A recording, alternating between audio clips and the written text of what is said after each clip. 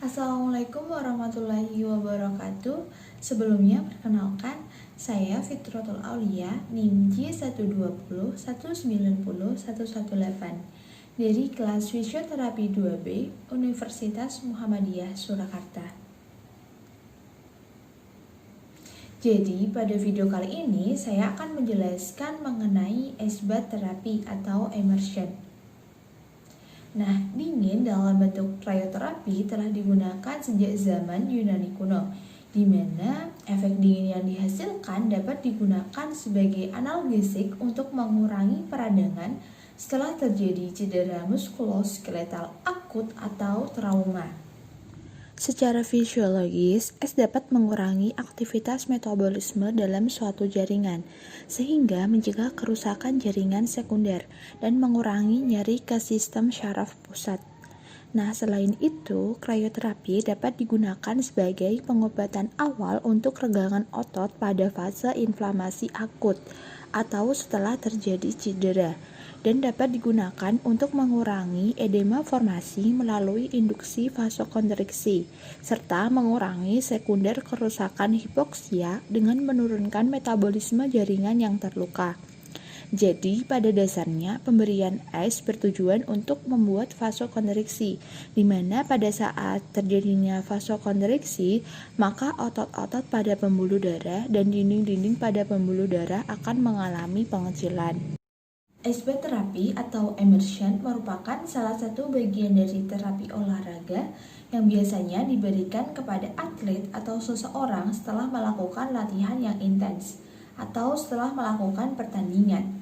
Caranya yaitu dengan merendam bagian penting dari tubuh kita yang kita gunakan ketika berolahraga ke dalam bak yang berisikan air es dengan durasi yang singkat. Tujuan dari terapi ini yaitu yang pertama untuk merecovery kemampuan fisik para atlet dengan durasi yang singkat.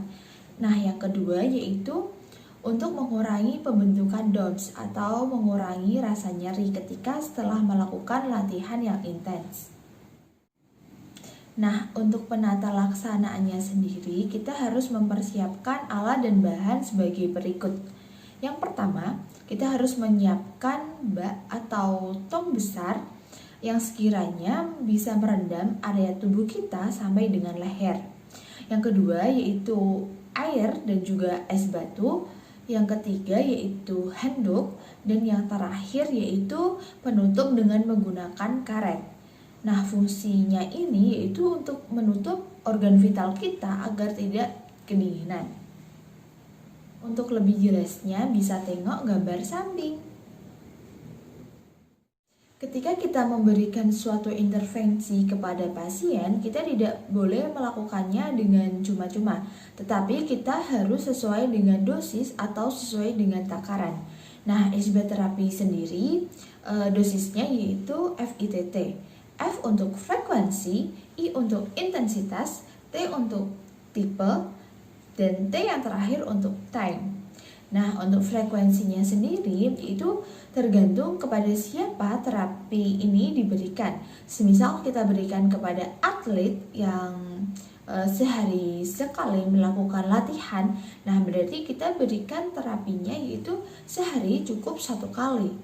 Jadi kesimpulannya sesuai dengan kebutuhan si atlet tersebut.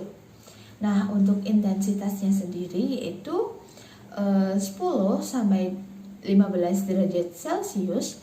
Nah, untuk waktunya sendiri yaitu 8 sampai 10 menit, dan untuk tipe dari terapi ini yaitu hidroterapi. Untuk catatan, untuk intensitasnya sendiri kita tidak boleh memberikan isbat terapi dengan suhu di bawah 10 derajat Celcius, karena bisa memungkinkan seseorang tersebut mengalami hipotermia dan juga beberapa resiko lain seperti kejang kedinginan, shock mendadak, bahkan kematian mendadak. Dalam sebuah intervensi pasti ada indikasi dan juga kontraindikasi. Nah, untuk indikasi dari isbat terapi sendiri yaitu seperti tadi yang sudah saya jelaskan, diberikan ketika seorang atlet setelah melakukan latihan yang intens atau setelah melakukan pertandingan. Untuk kontraindikasinya yaitu tidak boleh diberikan ketika ada luka terbuka, ketika orang tersebut demam, dan juga kepada anak di bawah usia 10 tahun.